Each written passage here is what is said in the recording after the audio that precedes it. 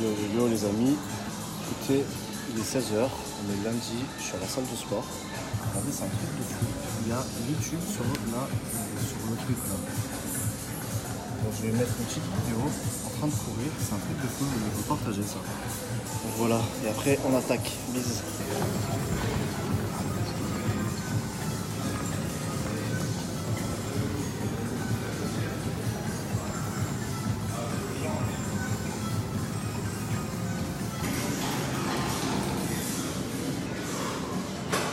Bon écoutez, je viens de faire, j'arrive même plus à parler. Je viens de faire 40 minutes exactement de sport là. Donc j'ai couru, là je me remets à fond parce que je peux reprendre la salle, rappelez-vous avant je peux pas. Donc là je me mets à fond, je suis mort, je transpire comme un ouf. Donc là j'ai fait 40 minutes et là je vais faire ma séance de pec. Donc voilà, je me suis mis des vidéos de motivation et tout en même temps, je suis chaud là. Donc c'est bien, allez à toutes. Yo yo, bon je suis rentré à la maison les amis. On est aujourd'hui le lundi 28 mai 2018. Si vous suivez un petit peu les vidéos, etc., vous vous êtes rendu compte que ça fait 2 jours que j'ai pas filmé. Samedi et dimanche, il n'y a pas eu de vidéo. Pourquoi? Je vous explique en 2-2. Tout simplement parce que des fois, ça m'arrive, pas tout le temps, mais ça m'arrive, soit une soirée dans la semaine, soit un jour dans la semaine, je me fais un jour off ou une soirée off où j'essaie de ne pas être H24 sur mon téléphone, de sortir avec mes amis ou quoi que ce soit. Donc toute la journée, c'est charbon, charbon, charbon. Et des fois, une soirée ou une journée, etc., je me mets en off. Ça permet de prendre un peu de recul et de reculer pour mieux sauter. Donc voilà, ça me fait du bien. Et donc là, samedi, j'ai fait une journée avec des amis. On est allé à la piscine de ma résidence. On a kiffé, on a passé un bon moment, on s'est amusé. Je ne me sentais pas dans le téléphone toute la journée, vous comprenez. Et hier, dimanche, j'étais de journée transport, enfin trajet plutôt, en voiture pour aller à Marseille, pour aller voir une personne de l'équipe. Donc voilà, encore une fois, on était en cohésion d'équipe, on a passé un bon moment, je ne me sentais pas dans le téléphone. Donc là, je suis à la maison, là, je suis focus, là, on peut reprendre. Donc aujourd'hui, je me suis levé tard, pour être honnête avec vous. Ensuite, à midi, je suis allé manger avec Richard. Je ne sais pas si tu regardes cette vidéo, mais si un jour tu la regardes, et ben voilà, on a passé un super moment. Richard qui est notre upline. Et ensuite, j'ai fait des appels, tout comme d'hab, le travail, vous connaissez, les appels, répondre à des messages, gérer des choses. Et ensuite, salle de sport. Donc là, je peux retourner à la salle de sport, je suis heureux. Donc, je vais courir, il faut que je cours, que je me défonce, il faut que je fasse du sport, il faut vraiment que je me défonce. Je sais pas, ça me fait me sentir bien de faire ça. Donc voilà, donc là, je suis allé à la salle de sport. Bon, je suis nul complet parce que ça fait plus d'1 mois, j'ai pas fait de sport du tout, donc c'était un peu dur. Mais voilà, j'y suis allé. Aujourd'hui, la vidéo elle va être courte, les amis, mais je vais parler d'un truc qui me tient encore une fois à cœur, parce que je parle que de sujets qui me tiennent à cœur. Et ce sujet, les amis, il est spécifique au marketing de réseau, le marketing relationnel, mon métier. Et je sais qu'il y a beaucoup de personnes qui regardent et qui font du marketing relationnel, que ça soit avec la société que je développe ou non, on s'en tape. En vrai, c'est une grande industrie. On est tous ensemble, c'est une grande famille. Du moment qu'on apporte de la valeur, du moment qu'on fait du bien aux gens, du moment qu'on est carré, qu'on est sain et que tout va bien, on est une grande famille. Et il y a une chose qui est que beaucoup de personnes parlent et en même temps très peu en parlent. En fait, c'est bizarre parce que c'est un mot qu'on entend tout le temps, le mot que je vais vous donner, mais en même temps, c'est quelque chose qu'on n'approfondit pas et beaucoup de personnes utilisent ce mot à tort et à travers, mais ça a une énorme place dans notre industrie. Aujourd'hui, je vais parler du mot de l'éthique. L'éthique. On entend tous les jours ce mot. Ah, c'est pas éthique. Ah, lui, ce qu'il fait, c'est pas éthique. Ah, ça, c'est éthique. Ah, je suis pas éthique. Et toi, t'es éthique. Et on pourrait en faire une musique. Éthique. Éthique. Bon, vous m'avez compris. Bref, je vais vous donner, selon moi, encore une fois, si vous débarquez sur ces vidéos, je donne que mon avis. Je donne pas de...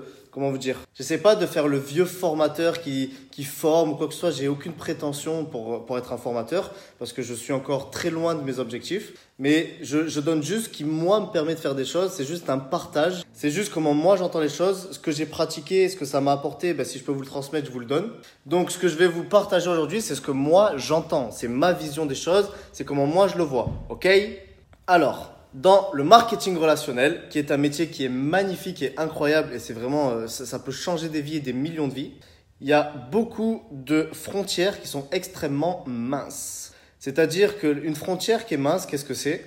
C'est qu'il y a quelque chose qui est ici, qui est bien, qui est tolérable. Plus on se rapproche ici du pouce, ok? Et derrière le pouce, ici, ça devient un petit peu bizarre, un petit peu malhonnête, vous voyez? Donc ici, c'est parfait. Là, c'est à la limite du tolérable. Et derrière, c'est un petit peu bizarre. Et en fait, cette frontière ici entre le pouce, entre le tolérable, c'est cool, et le c'est un peu bizarre, la frontière ici, donc mon pouce, eh ben, c'est extrêmement fin. La frontière est très très fine.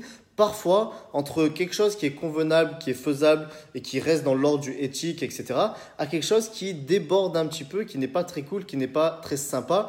Et en fait, cette frontière, des fois, elle est mal comprise et des fois, elle est franchise aussi.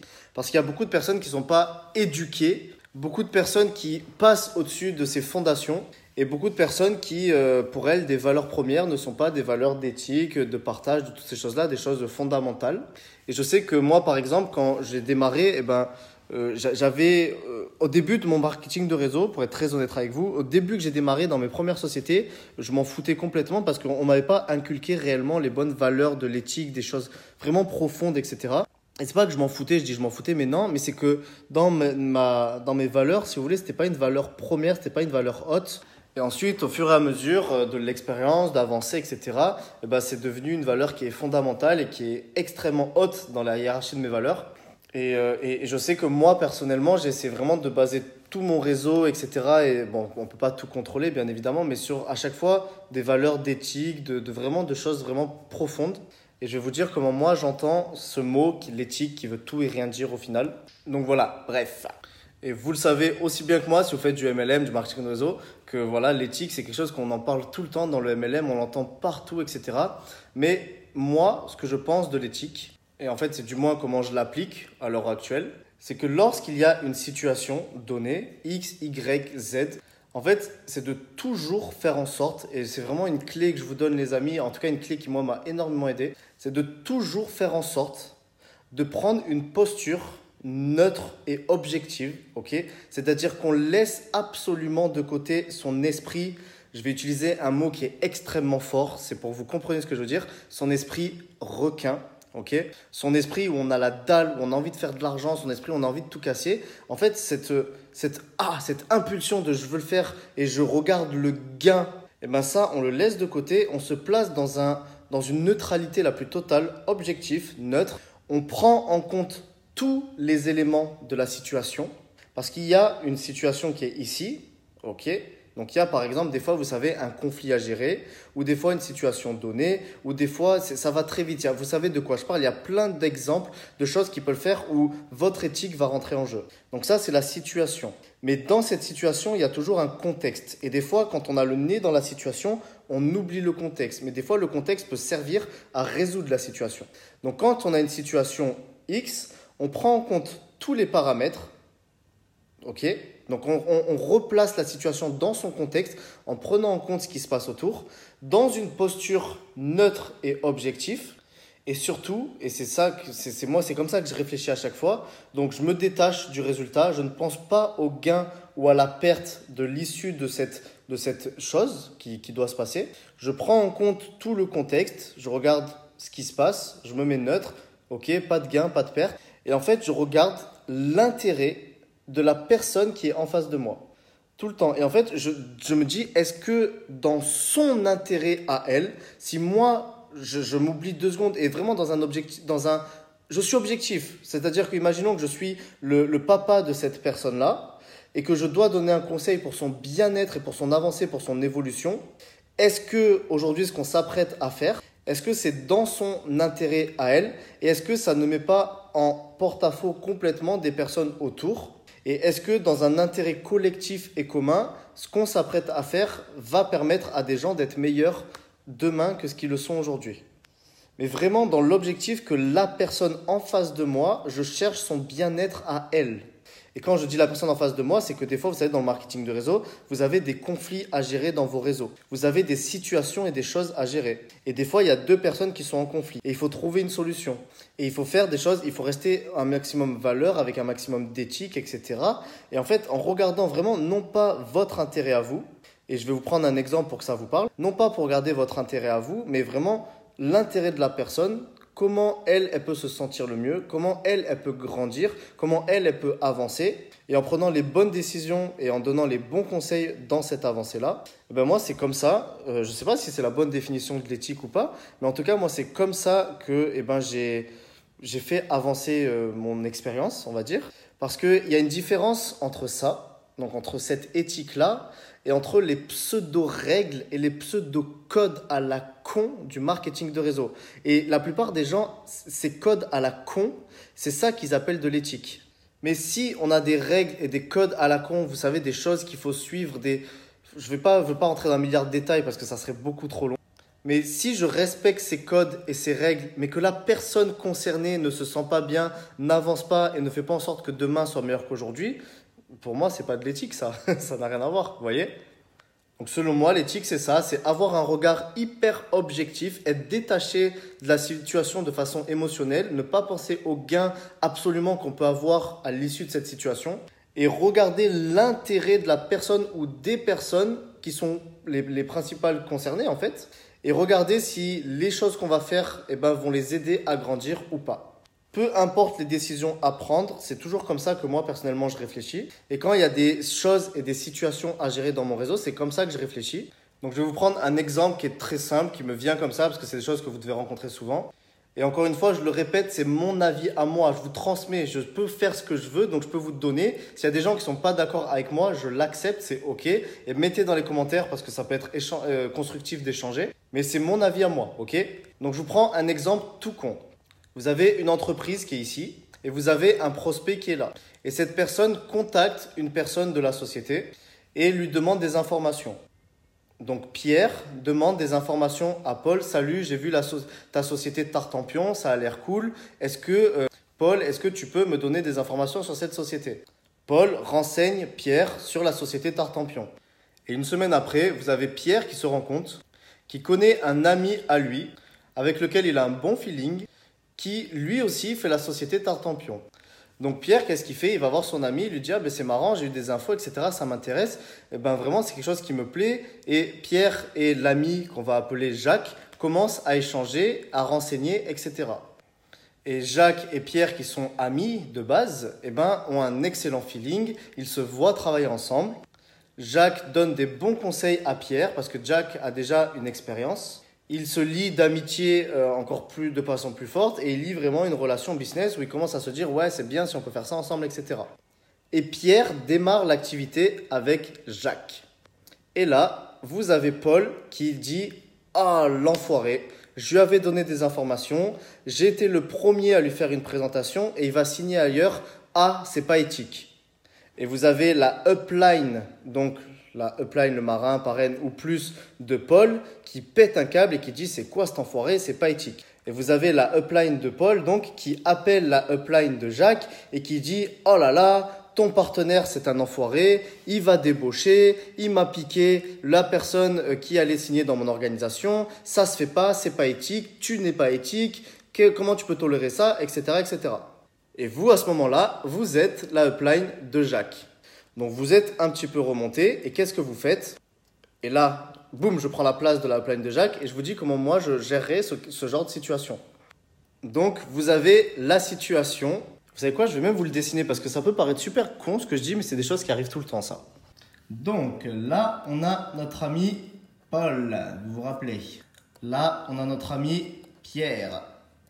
Et là, on a notre ami Jacques. Et là, vous avez la upline qu'on va appeler, je sais pas moi, X. Et là, vous avez vous qui êtes ici. Vous êtes la upline de Jacques. Donc, Paul n'est pas dans votre équipe, Jacques est dans votre équipe. Et Pierre, qui avait demandé des informations à Paul, qui s'est renseigné, etc. Paul avait fait la présentation et tout. Mais Pierre, ce qu'il a fait, c'est qu'il a démarré avec, ici, Jacques. D'accord? Donc voilà, donc ça, c'est la petite histoire que je vous ai racontée. Et la situation, c'est que vous avez ici X qui est pas content, vous avez Paul qui est pas content, et vous avez X qui vous appelle et qui dit c'est pas éthique, Jacques n'est pas éthique, c'est pas normal, ça se fait pas, etc. Donc moi personnellement, comment je gérais cette situation? Donc vous êtes ici, donc on va dire vous êtes là, ok? Donc déjà la première chose à faire, rappelez-vous, c'est de prendre tous les éléments de la situation. Parce que la situation, aujourd'hui, c'est ça. Vous voyez? La situation, c'est juste ça. C'est que la personne a signé. C'est ça la situation. Mais dans cette situation, il y a un contexte. Dans ce contexte, il y a des éléments à comprendre. Il y a l'élément qu'il y a Paul ici qui a fait une première présentation. Il y a l'élément que Paul ne connaît pas Pierre, que Pierre est juste allé voir Paul parce que c'est la première personne qu'il a trouvée sur Internet. Il y a l'élément à prendre en compte que ici Jacques est l'ami de Paul, que Paul a une affinité avec Jacques qui n'a pas avec Paul. Comment ça s'est fait? Comment ça s'est profilé? Qu'est-ce qui s'est passé? Il y a tout un contexte à prendre en compte. Donc déjà, vous, ici, vous devez de comprendre le contexte. Vous ne pouvez pas gérer cette situation si vous avez juste le nez là-dessus. Parce que si vous avez juste le nez là-dessus, vous allez faire quoi? Vous allez appeler Pierre, vous allez dire « Pierre, tu es un enfoiré, tu n'es pas éthique, c'est pas cool ce que tu as fait, je ne veux pas travailler avec toi. » Parce que c'est vrai que d'un point de vue comme ça, c'est pas cool. Maintenant, si on prend la situation, on comprend, il y a un contexte. Vous savez quoi les amis, on va encore faire mieux pour cet exemple. On va dire que vous n'êtes pas ici, mais vous êtes ici. D'accord? Donc excusez-moi, je change l'exemple, mais c'est encore mieux, vous allez voir pourquoi. Vous êtes ici. Et ici, il y a X. Et c'est Paul qui vous appelle parce qu'il est furax. D'accord? Donc on change la situation. Donc vous êtes la upline de Paul. Et c'est Paul qui vous appelle en vous disant, tu sais pas quoi, c'est pas éthique. Jacques, ce qu'il a fait, c'est pas éthique. Et X, qui est la upline de Jacques, il tolère ça, c'est pas éthique, ce n'est une équipe d'incapables, ils sont pas éthiques, je veux que tu les appelles et que tu règles ça. Donc vous êtes ici, d'accord? Donc voilà, on reprend exactement la même chose, sauf que vous êtes ici, vous êtes la upline de Paul. Et cette personne Pierre a signé dans une équipe qui n'est pas la vôtre. Donc ça ne change rien à la situation et au fait de comment agir. Vous prenez en compte tout le contexte. Donc quand Paul vous appelle, vous voulez tout comprendre. Vous voulez savoir ce qui se passe. D'accord? Ensuite, ce que vous faites, c'est que vous appelez ici la personne. Tac. Si cette personne-là n'a pas l'info sur tout le contexte, vous vous appelez Jack. Vous appelez Jack dans la neutralité la plus totale. Parce que rappelez-vous, vous devez être objectif, vous devez être neutre. Vous ne devez pas y aller avec des émotions négatives. Vous devez juste essayer de comprendre le contexte. Donc vous appelez Jack. Et vous essayez de comprendre. Et Jack va vous expliquer de façon très simple, bah écoute, Pierre m'a contacté parce que c'est un ami à moi, parce qu'il fait ça, parce que Paul l'a renseigné mais lui a pas donné envie de travailler avec lui, etc. Donc là, vous avez compris le contexte. Si vous essayez de comprendre ça uniquement avec la version de Paul, vous ne pouvez pas le comprendre. C'est juste pas possible. Pour comprendre un contexte, il faut avoir plusieurs sons de cloche, il faut avoir plusieurs personnes qui vous donnent ce qu'elles ressentent, etc. Donc là, vous avez eu Paul qui vous a déversé sa colère. Vous avez eu la upline qui vous a donné son point de vue et vous avez eu Jacques qui vous a dit exactement ce qui se passait. Et ensuite, vous pouvez même avoir Pierre pour comprendre son ressenti. Vous pouvez faire un appel à 3 avec ces 3 personnes ici. Vous devez comprendre le contexte. Une fois que vous avez compris le contexte, rappelez-vous, vous êtes totalement objectif et neutre. Et la dernière chose, rappelez-vous dans les étapes, c'est de faire en sorte que vous vous mettiez de côté et que la personne la plus importante ici, c'est Pierre. Si Paul, il n'est pas content, on s'en branle, d'accord? Ce qu'il faut, c'est que Pierre se sente honoré, que Pierre fasse en sorte que demain soit meilleur qu'aujourd'hui, parce que Pierre est la personne, la principale personne dans cette situation. Et vous, ici, qui êtes ici, vous ne devez pas regarder l'intérêt de Paul, vous ne devez pas regarder votre intérêt à vous, parce que bien sûr, Pierre va démarrer dans votre équipe, va créer du chiffre d'affaires, vous allez gagner de l'argent sur Pierre. Mais vous devez l'oublier parce que si vous faites ça, vous n'êtes pas objectif, vous n'êtes pas neutre. Vous réfléchissez avec des émotions de gain. Donc quand on est neutre et quand on est objectif et qu'on analyse la situation et qu'on regarde l'intérêt de Pierre, aujourd'hui, Pierre va grandir plus rapidement s'il est dans une équipe où il se sent bien. Pierre, aujourd'hui, va grandir plus rapidement s'il est avec son ami et il a une cohésion, il a une entraide avec son ami qui est son ami. Pierre va pouvoir passer plus de positions et gagner plus d'argent s'il se sent bien, s'il fait ce qu'il a fait et s'il se sent honoré parce qu'il a suivi son instinct, il est allé là où il voulait aller, il a pris une décision.